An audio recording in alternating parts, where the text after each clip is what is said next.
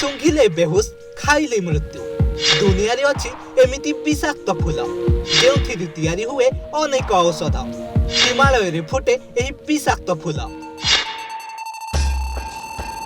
दर्शक बंधु ठाकुरंक पूजारी बा कौनसी स्थान को सजाइबा किबा सुगंधित करिया पई आंभे माने अनेक फूल व्यवहार करिथांती आ एही फूल गुड़िक मध्य अनेक प्रकार औषध तैयारी रे व्यवहार होइथाय किंतु दुनिया रे एमिति एक फूल अछि जहाकु सुंघिले मनीष चेता शून्य होई जानती। एही फूल हिमालय पर्वतर 10,000 फुट उच्चता रे फुटी थाए जे फूलकु अनेक प्रकार औषध तैयारी रे व्यवहार करा जाए। एही फूलकु हिंदी भाषा रे मीठा विष और इंग्रजी रे आकुनाइट बोली कहा जाए। यह देखिया पई अत्यंत आकर्षणीय किंतु यार सुगंध मनीष मृत्युर कारण होई पारे। हिमालय पर्वत जेउठारे आयुर्वेदिक औषध मिली थाए जहा दुनियार कौनसी स्थान रे मिली न थाए। आकुनाइट परी केतेक विषाक्त उद्भिद मध्य एठारे मिली थाए जहा जीवन पाई मारात्मक अटे।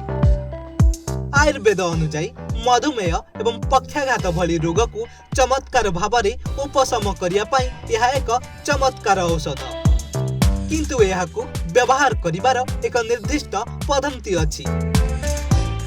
आपण अनुमान करि परिबे जे एही उद्भिद एते विपज्जनक जे यार चारि पाखरे अन्य कोनोसी उद्भिद किंबा घास भी उठी न थाए।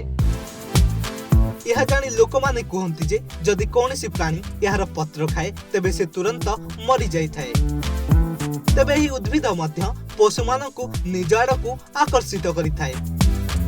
एही उद्भिद को देखिया परे पशु माने याकु खाइबाकु इच्छा करंती।